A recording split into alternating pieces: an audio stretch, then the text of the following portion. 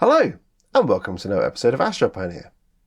In this episode, I'd like to talk about a bright pair of globular clusters in the constellation Ophiuchus, M10 and M12. These globular clusters are not only bright, but they're also close together in the night sky, only 3 degrees apart, making them a great target even on full moon nights. The globular clusters are best seen during the summer months of May, June, and July. Usually, globular clusters contain a few 100,000 stars, formed when the universe was only a billion years old. As globular clusters typically span just 100 light years or less, and are generally thousands of light years away, you would need a powerful telescope and long exposures to resolve individual stars within them. However, most people want to see the clusters themselves, and thankfully these globular clusters are still visible, starting as fuzzy balls in binoculars and increasing in detail as larger instruments are used. The M10 cluster is the brighter of the pair, at magnitude 6.5. With a diameter of 19.3 arc minutes, it is actually 2/3 the size of the full moon.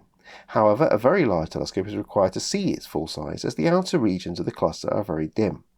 Here is what I managed to capture after doing a 25-minute exposure of the M10 globular cluster using my 6-inch telescope. Unfortunately, a 6-inch or 8-inch telescope only shows approximately 75% of the globular cluster, missing out on the halo stars at the extremities of the cluster, while a 3-inch telescope will show about 40% of the cluster and binoculars will just show the core. M12 is also known as the Gumball cluster. It is the dimmer of the two at a magnitude 7.68 in a small 3-inch telescope. The Gumball cluster appears as a fuzzy ball of light, while an 8-inch telescope reveals the cluster's brightest stars. Telescopes with larger apertures detect stars over the entire cluster, which is an area of approximately 10 arc minutes for the halo and a diameter of 3 arc minutes for the core, making M12 roughly 1/3 the size of the moon. I took this image of the M12 cluster using a 25-minute exposure, and as you can see it is quite brilliant. But if we put this image side by side with the one I took of the M10 cluster, you can see that compared to the M10, M12 has a much less dense collection of stars in the centre of the globular cluster. This is strange, as usually over the lifespan of a globular cluster, the higher mass stars move towards the centre of the cluster, and the low mass stars move towards the extremities. Unfortunately, these low-mass stars, such as red dwarfs at the extremities, are vulnerable to being stripped of the globular cluster. And as the Gumball cluster actually orbits through the disk of the Milky Way galaxy close to the dense galactic core, this seems to have been what has happened. Over many passages through the galaxy, it has had its stars stripped off by the Milky Way, forming a stream of stars behind M12 that are, or eventually will populate, the halo of the galaxy. This is causing M12 to shrink over time, with estimates of 1 million stars lost over its lifetime so far. Usually a globular cluster's predicted lifetime of around 20 billion years. However, due to what's happening to it, the globular cluster only has about 4.5 billion years left before it is destroyed completely by repeated passages through the disk, as there is no or very little star creation in globular clusters. So how do you find M10 and M12?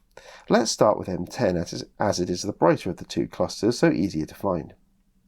Find the northern hemisphere constellation of Ophiuchus, the Serpent Bearer, which is a large oval shape west of Arcturus.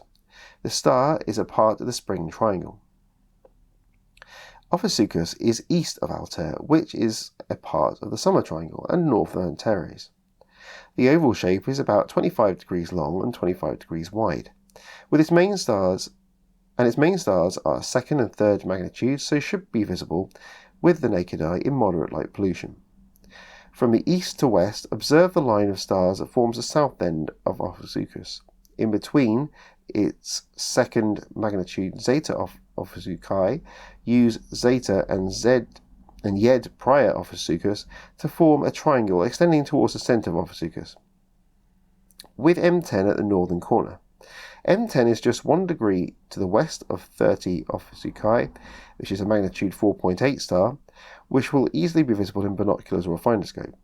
Then, M12 can be found slightly more than 3 degrees northwest of M10. To help you find M10, this is what it should look something like through the eyepiece of a 6-inch telescope. And here is a slightly dimmer M12 through the eyepiece of a 6-inch telescope. Well, that's all for another episode. I really hope you enjoyed the episode. If you have any questions or comments, please leave them in the comments below. If you liked the episode, please give us a like, it really helps out the channel. And if you'd like to see more astronomy videos, then please do subscribe. Goodbye and clear skies.